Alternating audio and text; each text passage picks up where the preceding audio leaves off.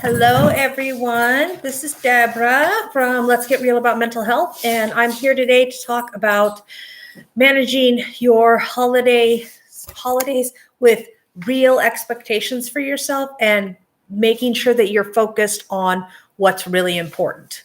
So for me, first I forgot all about it. I have my first comment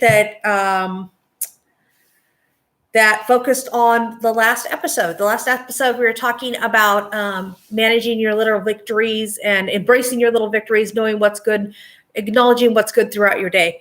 And let's see, Reichard C1, it's a longtime family friend. I was best friends with her mom, but she says that she loves making lists and because it helps her feel accomplished on days where she's not feeling very well. The other thing that I really like is that she says those lists make her a better parent because she is able to she writes down one-on-one times. She spends 15 minutes with each of her children each day so they can talk about their day and, make sure that they have mom's undivided attention. Love this idea. Really love this idea. I wish I had thought of it when I was a parent to young kids. What a better way to really be able to keep track of, and check in on your kids' mental health before they even know that it's an issue, because she has younger children. I think that's fabulous. Absolutely fabulous idea. The other idea that it ties into this episode, she does a thing, and a little background is this person's mom was my best friend. She passed away a few years ago. I believe it's 4 years now. So she does this thing, and it really helps with her kids to keep grandma alive for them. She calls it the best, most fantastic moments, and they talk about their memories of their grandma. And I, again, love this because it really keeps her alive for them. And they were, like I said, they're young now, but they were even younger when their grandma passed. So it's going to be hard for them to remember her. And this is a fantastic way, especially during the holidays, you guys, to keep those loved ones who passed part of our lives. And also to not focus on the depression and the sadness that having that loved one no longer with us can bring about, especially in the holidays, during the holidays. It's just, it's something you have to do. Oh, I just realized that my father-in-law's course can is in the live feed. Oh, well. I decorated up everything where my head is so you can't see. There you go. See, my art's up there. I'm going to have to do some rearranging. So excuse a little bit of a mess here. But thank you so much for commenting. I really, really appreciate it. And she has made a request, so we'll be doing it the next time. The next time we will be talking about grief and how grief can affect our mental health and what we can and can't, should or shouldn't do or what have you. And I will be sharing my personal story of grief from losing my brother and my best friend. And these were things that they died way younger than they should have. But we will touch on just grief in general for, grandmas and grandpas and what have you. But those are the two that I will focus on. So thank you again for your comments. I really appreciate it. And we will be, so let's get started. Start about the holidays. Now, last week we talked about embracing our victories. And I think that's super important to remember during the holidays because, you really have to manage your expectations. And if you don't, things just absolutely can spiral out of control with mental health. So what I mean by focusing on what's really important. What's really important is that we are spending time with those that we love. Family by blood, family by years, whichever one it is, it doesn't matter. Friends, you're just spending time with them. And that is so amazing. And it's such a gift. It really, really is. So how do we manage that? Well, I'll give you my Christmas story right now. So for the first time in, almost 3 years, my 3 children plus my son-in-law will be in my house for Christmas. I was like, well, we're making a big deal out of this, and we're going here and we're doing this, and I'm buying all these expensive presents, and it's just going to be the best Christmas ever. And then my daughter said, Mom, we really don't want to do gifts. We don't want to exchange gifts. Oh, okay. I was disappointed. Then my son says, my oldest son says to me, well, Mom, it's not really important that we do gifts. We are going to do, what's important is that we're all going to be there. And now I'm managing my disappointment from what my daughter said, but my son gave me perspective. And the perspective is they're right. They're here. That is the greatest gift I could ask for. And having our family all under one roof is the greatest gift that my family can ask for. So I had to it took me a couple of days to get that perspective right. And, it was hard for me because I'm like, well, my depression was screaming at, well, you must have done something wrong. Why don't they want to celebrate the way you celebrate? And why don't they want to make Christmas a big deal like you make Christmas a big deal? And what did you do wrong that made them, not appreciate things the way you do? Yeah. So I sat down and took a look at that, and I realized what I was saying and how I was feeling. I was feeling that they didn't like Christmas, or I did something wrong because they don't choose to celebrate Christmas the way that I love to celebrate Christmas. Oh, big flashing red light right there. Can we be a little more self-absorbed in your thought process, Deborah? So I sat down and I'm like, you know what I am? I'm grateful they're here. I'm grateful that they're going to be doing things. We're going to do dinner and we're going to do stocking exchange. And that's fantastic. What's important is that I'm getting to spend time with my 3 fully grown children and my son-in-law in one room. And they laughed at me. The last time it happened, I took a picture and posted it and said, who knows when this will happen again? It's been 3 years. That is a long time, you guys. Now, I've seen each of them individually. I just have not seen them all together, which, if you know my children, when they get together, it is absolutely hysterical. They almost talk in their own language. They fall back to habits of when they were much younger. And you can tell that they were raised together because of the way that they communicate and respond to each other. And it's so much fun to watch. I enjoy it so much. So there's my focus right there. I enjoy watching my children interact. Does it matter if I get them all the presents in the world? No, because it's not going to change how my children interact with each other.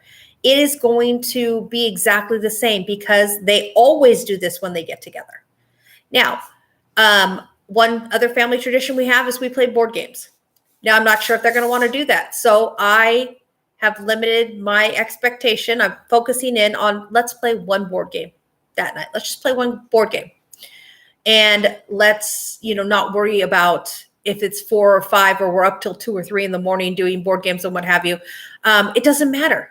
What matters is if we play one board game and we have such a great time as a family and we enjoy it. I'm hoping that we can play Settlers of Catan because the hilarity that ensues in my household when we play that game, because sheep become very special sheep and they have special powers depending on who's trying to trade those sheep.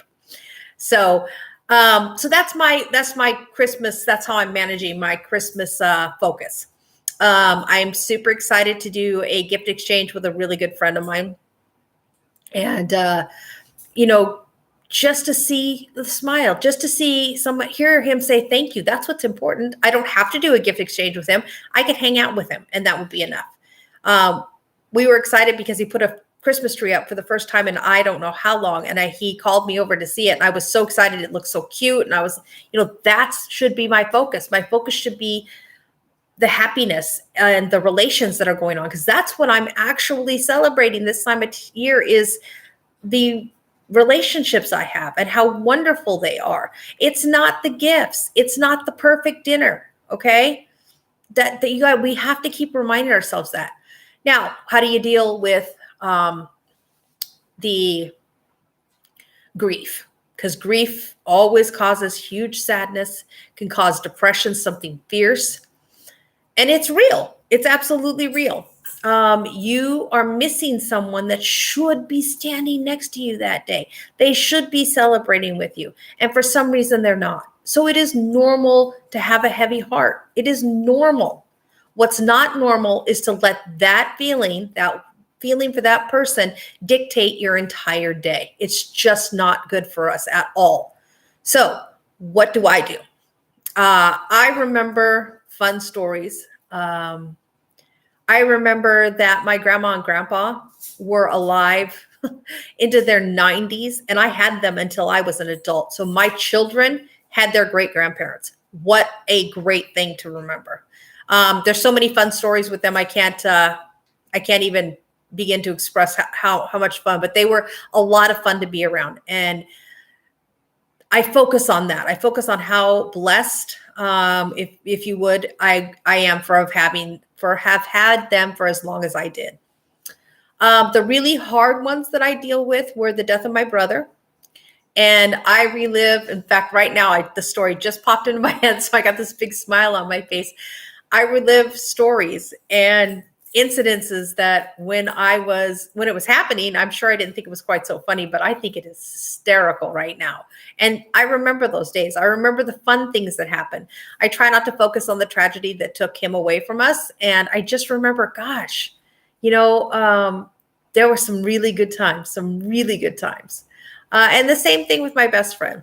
And this is, in my opinion, fairly new. Like I said, I believe it's been 4 years. I try not to keep track, but it is what it is. It is hard. It is so hard because, and again, I focus on the good stories, and oh boy, are there some really good stories where her and I are concerned. But when I do get sad, and believe me, I'm not saying I don't get sad, because I still get sad. It hits you like a ton of bricks out of nowhere. And but what I do with her is I think to myself, what would she be saying to me right now? What would she be saying to me? She saw me sitting alone during the holidays, being sad, thinking about she should still be here. God, I miss her. I wish we had been given more time. It's true. I wish all of those things. All those things are true, but I can't let it become my focus. And I just hear her voice calling down on me from wherever she is in the winds, and then that laughter. Oh God, her laugh was just awesome. As you can tell, it makes me laugh now. And I just hear her. And if there's young children, you probably should make them leave the room, because we had vile mouths. And my best friend, I can just hear her. Get your dumb ass up off that couch and start enjoying the time you have. You dumb bitch. I swear that's what I hear her say. And it's you gotta, and it works, because when I hear her voice or I hear her laughter, oh my God, what a great thing. You can tell by the smile on my face that it's just still such a great thing. And that's how I stay focused with my grief. Some people, and these are suggestions that people have given me when I was talking about what I was going to do. Some people say, focus on church. I don't believe in organized religion, so it's not for me, but I can see how it would give you solace. It would give you peace that you need at this time of year. And if that works for you, go for it. Do it. I'm not here to judge one way or the other. I think it's fantastic. Some people throw back drinks for their loved ones. I do that as well. I drink a toast to them. I don't have, if there's any other ideas or how you deal with your grief in the holidays, that would be fantastic. Let me hear about it. But that's my story of grief in the holidays. And that is my stinker butt dog. Hold on one second. I got to let him out.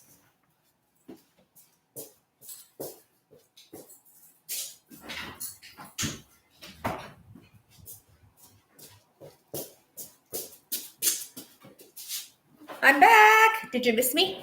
Anyway, yeah. So let me know. Let me know what you guys, what you do for to help you get through the holidays with your grief. And I believe next week we're going to be doing one specific show specifically focused on grief, and from the very beginning to where I'm at right now. And any suggestions I have. So please, send in some suggestions. I would love to be able to address those. Anyway, so back to the topic. Like, so let's address holiday dinner.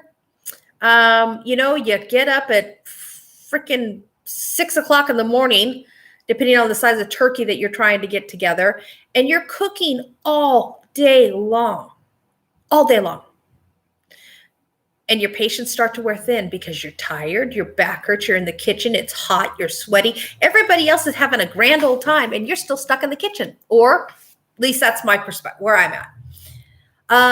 So why do we do that to ourselves? Why do we drive ourselves crazy with that? Well, for me, it's tradition. I love making that big meal. I really do.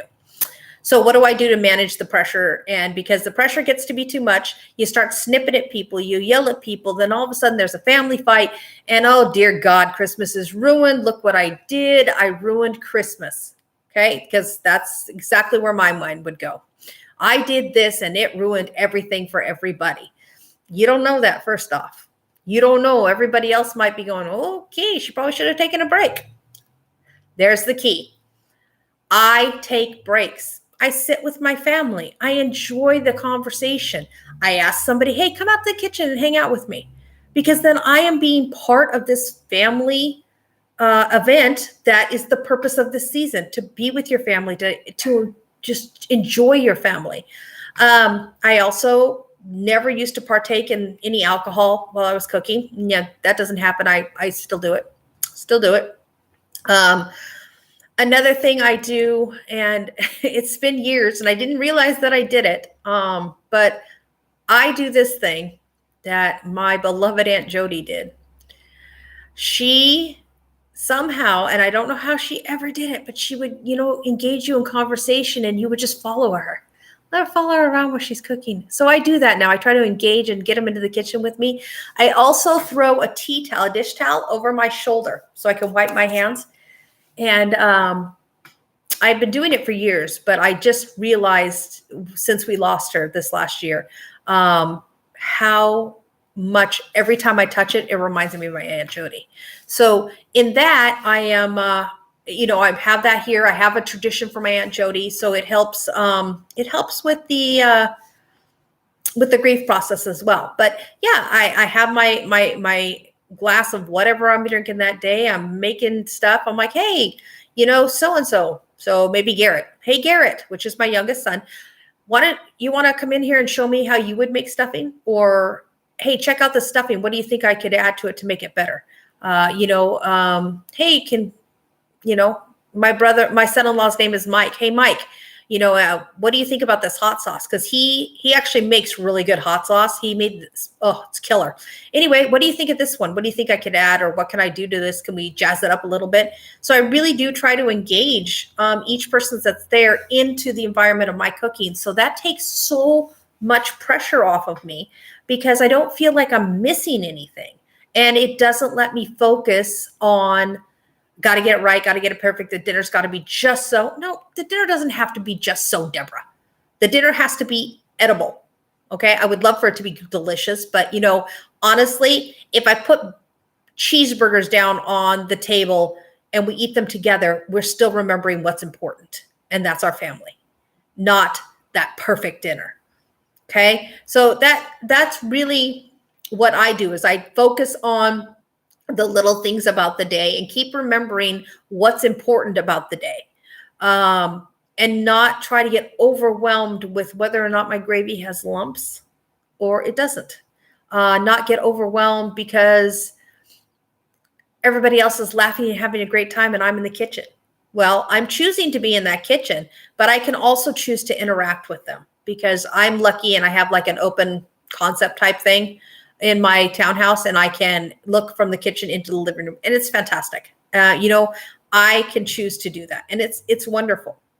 So, what? The other thing that I find during the holidays that I deal with is the post-dinner present opening game letdown. I feel like letdown. Well, I started giving it another name. And that has helped tremendously. I don't feel a letdown after Christmas. I feel a relax and I feel an inner peace after Christmas. And that is changed my perspective on that feeling so very much. And I think that it's important that we do that. We have to focus on changing. Everybody says, oh, you're so sad, you're so depressed. Well, like I talked about last week, it's not that you're sad or depressed. You got to just embrace you may be sad and depressed, but you need to embrace the little victories. You need to start feeling better about yourself. Once you start feeling better about yourself and taking care of yourself better, other people will start to see the difference. So, it's that is definitely what I do, is change my perspective. I honor with good memories those who have passed. I don't let my need for everything to be perfect overwhelm the day itself, because it's never going to be perfect. And I am okay with that, or at least I'm getting to be okay with that. So, it's tough. The holidays are really tough. They're really tough for all of us. Okay. And if you're alone and it's going to be tough, don't stay alone. Don't stay alone. Find a group, find a friend, find a place that needs a volunteer. Okay. Don't spend the holidays alone. Go out and do something that will make you feel better about yourself and in your life. Okay. Because sitting at home wallowing, I'm sad, I'm depressed, this grief is overwhelming me, I don't have any family here. I get it. But again, improvement and starts with embracing yourself and making yourself feel better. You can't have anybody else be responsible for your feelings, okay? You have to manage them. You have to be the one in control, because that's the only way we are going to start to win a battle against depression and other mental health issues, is by taking charge of it. You don't have to be depressed. You can have depression. And that's super, super important this time of year. Okay. Don't give in. Don't think those nuclear options. Get out your house and go to a local food bank and volunteer. Go walk down to the local 7-Eleven and have a conversation with the poor schmuck working on Christmas. Okay. That gets you out of your house and get you out of that room. It changes your perspective, and that could help. It could make a difference. Okay. You can always do the one project I love so very much is the scarf and jacket, or just the scarf works. If you can do that, go tie a scarf around a pole and tell somebody to take it. Give it out to a homeless person. Here, you look cold. Okay. You have to help yourself. You have to start taking ownership of what's going on with us and try to help ourselves. Now, if leaving your house is too much, fine. Don't leave your house. But don't fixate on the problem. Don't fixate on the depression. It is so, so harmful for us to do that. Call a friend. Call anybody you want. Okay? Get on the computer and play some games. Just change your perspective of what is making you feel so down during this holiday season. So, with that being said, I now rattled on for entirely too long. But really, honestly, give me some more helpful hints about how you deal with the holidays, and we'll talk about it in the next episode. These are just my ideas. Like I said, they may not work for everybody, but please, please, please keep sending in the stuff. Just like I said, the whole point of this page is to help each other, feel better about what's going on with us. And I think that's super important. And I would like to wish all of you a very happy holiday. I don't know that I'll be posting again before Christmas, but if I do, then I'll wish you Merry Christmas again. And please keep writing in all your comments and suggestions. I so seriously appreciate them so very much. And, let's get real about mental health. You guys have a nice day and have a happy holiday.